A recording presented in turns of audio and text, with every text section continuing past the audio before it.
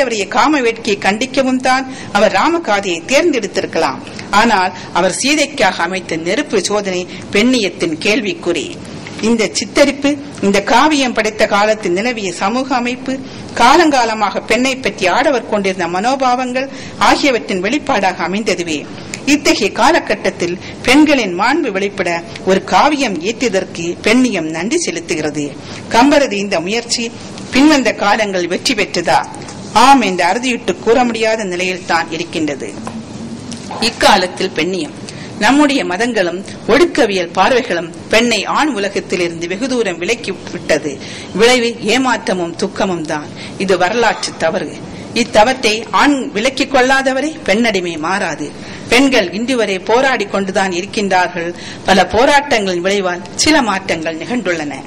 ஆண்களுக்கு நிகராக பல துறைகள் பெண்கள் சாதனை படைத்து வருகின்றனர்.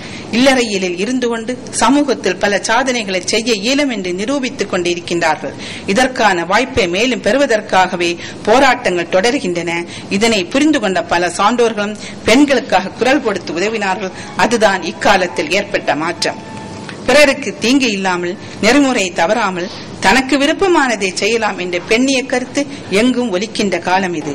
பெண் குறித்த சிந்தனைகள் நம் நாட்டில் மட்டுமின்றி மேல்நாடுகளும் 2 நூற்றாண்டுகளுக்கு முன்பே ஆரம்பித்து விட்டன.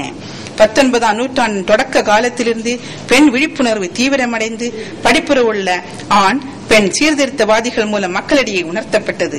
அதன் பயனாக பெண் கல்வி வற்புறுத்தப்பட்டது. இளவயது திருமணம் ஒழிக்கப்பட்டது. விதவை திருமணங்கள் அனுமதிக்கப்பட்டன. உடன்கட்டை ஏறுதல் ஒழிக்கப்பட்டது. சுப்பிரமணிய பாரதியார், ராஜாராம் மோகன் ராய், மகாத்மா காந்தி, வாவேசு ஐயர், மாதவையா, வேதநாயகம் பிள்ளை, சரோஜினி நாயுடு, அன்னிபெசன்ட் அம்மையார், முத்துலட்சுமி அம்மையார், ஈவேரா பெரியார் ஆகியோர் பலகாலம் போராடி இந்த சீர்திருத்தங்கள் ஏற்பட காரணமாக இருந்தனர். சமூகத்தில் ஜாதி மத கட்டுப்பாடுகள், மூட நம்பிக்கைகள் பிடிவாதமாக இருப்பதால் சட்டங்களால் மட்டுமே இவற்றை நடைமுறைப்படுத்த இயலும் என்பதால் இதற்காக சட்டங்கள் ஏற்பட்டன. தண்டனைக்கு அஞ்சி பிடிவாதத்தை விட்டுக் கொடுத்தன என்பதே உண்மை. சமூகத்தில் பெண்ணிற்கு தேவைப்படுவதெல்லாம் தலைகீழ் மாற்றமையின்றி வரதட்சணை போன்ற சிறு சிறு மாற்றங்கள் அல்ல. அரசியல், அதிகாரம், கல்வி, பணி போன்றவற்றில் 33% இடஒதுக்கீட்டை பெறுவதில் இன்னும் பல சிக்கல்கள் இருந்து கொண்டுதான் இருக்கின்றன. கல்வி அறிவு பெற்ற பல பெண்கள் அலுவலகங்களில் வேலை பார்த்து வர, கல்வி அறிவு இல்லாதவர்கள் அன்றாட பசியார வேறு பல துறைகளில் வேலை பார்க்கின்றார்கள். பெண்கள் திறமை வாய்ந்தவர்களாக இருப்பின் அது பெண்ணியத்தின் சிக்கலாக பல நேரங்களில் அமைந்து விடுகின்றன. அவள் வேலை உயர்வுக்கு அலுவலகத்தில் பல தடைகள், அவற்றை மீறி அவள் வேலை உயர்வை பெற்றால் கணவனிடத்தில் பல மனமாற்றங்கள். இந்த சிக்கல்களை தவிர்க்க பல பெண்கள் தங்கள் உயர்வுக்கு தாங்களாகவே தடை விதித்து விடுகின்றனர். இது பெண்ணியத்துக்கு ஏற்படுகின்ற துயரம் தானே. இந்த துயரங்களை எந்த சட்டத்தாலும் மாற்ற இயலாது. தற்காத்து தற்கொண்டான் பேணி தகைசான்று சொற்காத்து சோர்வில்லாத பெண்ணாக இருக்கின்ற இவளை ஏன் பாராட்ட மறுக்க வேண்டும்? அறிவு பெற்ற பெண் தன் அறிவை பெருக்கிக் கொள்ள விடுவது இயற்கைதானே. அது அறிவின் தன்மை. அவள் தன் வளர்ச்சிக்கு தடை விதிக்கும் ஆண்மகனை பிறர் எடுத்து விட்டுக் கொடுப்பதில்லையே. இந்த பெருந்தன்மை அவளுக்கு எங்கிருந்து வந்தது? அவள் பெற்ற கல்வியிலிருந்தும் அவள் எடுத்த இயற்கையில் ஊறியிருக்கும் பண்பிலிருந்தும் தான்.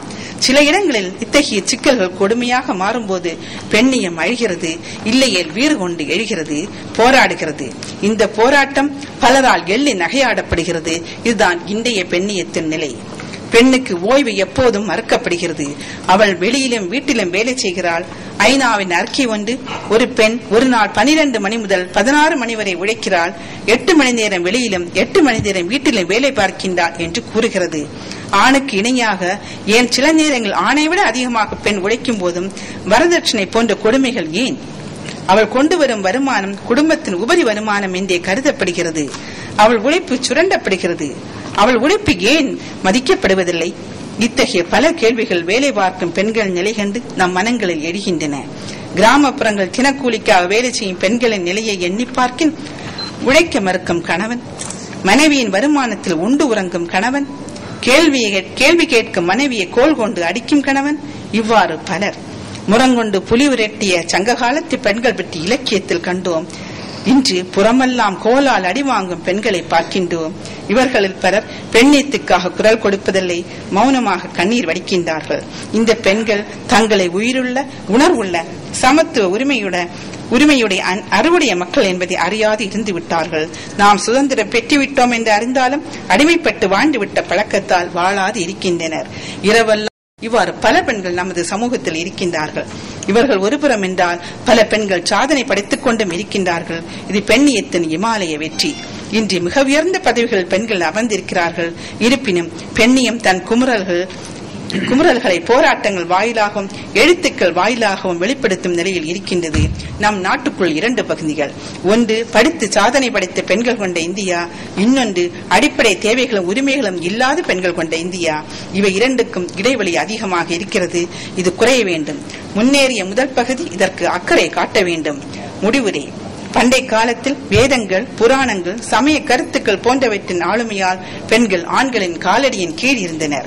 இடைக்காலத்தில் சற்று தலை நிமிர தலைப்பட்ட அவர்களை மூட நம்பிக்கைகள், சமய கோட்பாடுகள் போன்ற விலங்குகள் கொண்டு பிணைத்து பக்கத்தில் வைத்திருந்தனர். இக்காலத்தில் கல்வியில் சிறந்து வேகத்துடன் தலை நிமிர்ந்து தங்கள் விலங்குகளை உடைத்துவிட்டனர். நிமிர்ந்த நன்னடையும் நேர்கொண்ட பார்வையும் கொண்டு நடைபுரியும் அவர்களின் பாதையில் பல தடைகள், தாக்குதல்கள், வாதங்கள், முரண்பட்ட கருத்துக்கள் குறுக்கிடுகின்றன. பெண்ணியம் தடையற்ற பாதையில் நடந்து சென்று தன் இலக்குகளை எட்ட ஆண் சமுதாயம் உதவ வேண்டும். இந்த சமூகம் உதவ வேண்டும். எந்த சமுதாயமாக இருப்பினும், எந்த மொழியாக இருப்பினும், குடும்பங்களின் மையம் பெண்கள்தான். அவர்கள்தான் நம் குடும்ப, கலாச்சார, சமூக வாழ்க்கையின் ஆதாரம். அன்பு, தெளிவு, பொறுமை, பொறுப்பு, பெண்மை, தாய்மை இவை அனைத்தும் நிறைந்த பெண் வாழ, பெண்ணியம் சிறக்க அனைவரும் ஒன்றுபடுவோம். பெண்மை வாழ்க, என்றென்றும் வாழ்க. நன்றி, வணக்கம். முதல் கட்டுரை தலைப்பும் தமிழ் இலக்கியங்களில் பெண்மை மதிப்பீடுகள். இங்கும் காலந்தோறும் பெண்ணியம் என்ற ஒரே கருப்பொருளை கொண்டிருந்தாலும் கூட இருவரும் மிக அருமையாக கருத்துக்களை எடுத்து உரைத்ததிலே அவர்கள் பாராட்டத்தக்கவர்களாக அமைந்திருக்கின்றனர். தாய்வழி சமூகம் எப்படி தந்தை வழி சமூகமாக உருவானது என்பது தொடங்கி மதம் எப்படி பெண்ணை அடிமைப்படுத்துகின்றது, அதிலும் குறிப்பாக வேத காலத்தில் இருந்து அந்த பெண்ணடிமைத்தனம் எப்படி தொடங்கி இருக்கின்றது, இந்த மனமுறைகளிலே ஒரே ஒரு மனமுறை தவிர மற்றவை எல்லாம் பெண்ணடிமைத்தனத்திற்கு சான்று வகுக்கக்கூடிய மனமுறைகள் தான் என்பதை மிக அழகாக எடுத்துரைத்திருக்கின்றார். அதுபோல சங்க இலக்கியத்திலே பெண்பார் புலவர்கள் பெண் கல்வியினை பற்றி எடுத்துரைத்தாலும் கூட பின்னால் அவர்களுடைய அடிமைத்தனம் சங்க மருவிய காலம் என்று சொல்லக்கூடியது சங்க காலத்தோடு ஒட்டி வருகின்ற அந்த காலகட்டத்திலே பெண் எப்படி மிகவும் அடிமைப்பட்டு போனால், அதுவும் பெண்ணினுடைய கற்பு தலையாய கற்பு, இடையாய கற்பு, கடையாய கற்பு என்று அளவிடுகின்ற அளவிற்கு எப்படி போயிற்று, கடுமையான ஒரு வரையறைக்குள் எப்படி பெண் தள்ளப்பட்டாள் என்பதை வரலாற்று ரீதியாகவும் பார்த்திருக்கின்றார். மிக அருமையாக ஒன்று சொன்னால், அறிவுடைய பெண் அடக்கப்படுவாள், அழகுடைய பெண் அடைக்கப்படுவாள் என்று சொன்னார். அதில் இருக்கக்கூடிய உண்மைகளை நாம் புரிந்து கொள்ள வேண்டும். இப்படி பெண்ணினுடைய காலங்காலமான அடிமைத்தனத்தை மிக அருமையாக சொல்லி ஒரு கருத்தை முன்வைக்கின்றார். ஒன்று, இந்த காலகட்டத்திலே ஒருபுறம் பெண்களினுடைய அதாவது ஒரு 20% நல்ல உயர்ந்த நிலையிலே கல்வி பெற்று தனக்கான விடுதலையை பற்றி சிந்தனையோடு செயல்படுகின்றார்கள். ஆனால் 80% பெண்கள் கல்வி இன்றி அடிமைப்பட்டு போயிருக்கிற நிலை. இந்த 2 இன பெண்களுக்கும், கல்வி கற்ற பெண்களுக்கும் கல்வி கல்லாமல் அடிமை நிலையிலே இருக்கக்கூடிய பெண்களுக்கும் உள்ள இடைவெளி மிக அதிகமாக இருக்கிறது என்ற பதிவை தந்து இது சிந்திக்க வேண்டும். படித்த பெண்கள் எப்படி இந்த பெண்களை கைதூக்கிவிட முன்வர வேண்டும் என்ற ஒரு அருமையான கருத்தை வைத்திருக்கின்றார். ஒரு இல்லத்தரசியாக இருந்து கொண்டு தொடர்ந்து இந்த ஆய்வு நிலையிலே சிந்தித்து செயலாற்றி கொண்டிருப்பதே பெண் விடுதலையினுடைய ஒரு பார்வையாக தான் இங்கு நான் முன்னிறுத்துகின்றேன்.